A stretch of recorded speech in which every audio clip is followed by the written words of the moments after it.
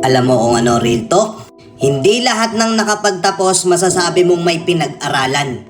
Kasi kahit anong taas ng kursong tinapos mo, kung wala kang modo at pangit ang tabas ng dila mo, walang makikisama sa'yo. At hindi lahat ng hindi nakapagtapos wala nang mangyayari sa buhay. Mas bilib pa rin ako sa mga taong marunong rumispeto, hindi bastos.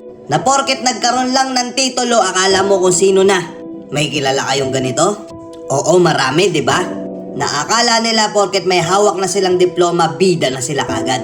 Pwede na nilang tapak-tapakan yung mga taong hindi nakapagtapos. Hindi naman lahat. Oo, hindi naman lahat, pero maraming ganito, di ba? Minsan nyo bang naririnig to sa paligid nyo? Na may isang taong kaiinisan nyo kasi ang gaspang ng ugali. Tapos gagamitin yung mga linyahan na naturingang may pinag-aralan pero walang modo. Gamit na gamit yung linyang yun, di ba? Kasi oo, totoo. Merong mga tao dito na nakapagtapos, nakapag-aral, akala mo kung sino na. Minamaliit na nila yung mga kasama nilang hindi nakapagtapos. Akala nila bida na sila. Bigyan kita senaryo na madalas nangyayari. Nagkita-kita kayo ng mga kabatch mo noon. Ano purpose kung bakit kayo nagkita-kita? Yabangan ng mga narating sa buhay. Ikaw yung tipo ng tao na hindi nakapagtapos pero may diskarte. Maganda-ganda yung kinikita mo. Pero hindi mo yun sinasabi sa iba.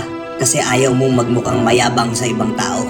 Alam mo yung hirap ng buhay dahil mas maaga mong naranasan yung pagsubok. Pinagkaitan ka.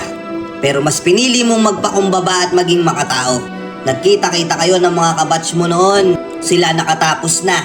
Yung iba sasabihin, oh, ano na nangyari sa'yo? Di ka nakapagtapos. Tignan mo ko ngayon, manager na. Ganda na ng trabaho ko, ikaw nandyan ka pa din. Binanatan ka agad ng ganun na hindi nila alam na mas malakas ka pa kumita sa kanila. Nangunguna yung kayabangan nila. Minamaliit ka agad nila. Nangyayari tong mga gantong senaryo na to, di ba? May mga kamag-anak ka na bidang-bida sa pamilya nyo. Kasi taas ng tinapos eh. May diploma. Siya yung bida sa pamilya. Pero kapag nagkikita-kita, napakagaspang ng tabas ng dila. Hindi makatao.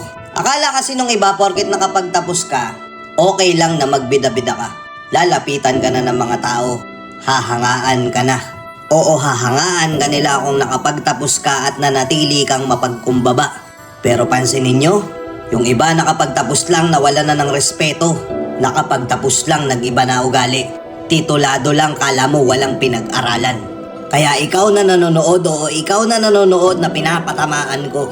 Kung inaakala mong bida ka na porket may tinapos ka at may diploma ka, tapos papakitaan mo ko ng kayabangan, walang modo, walang respeto, magaspang ang ugali, hindi kita ituturing na may pinag-aralan.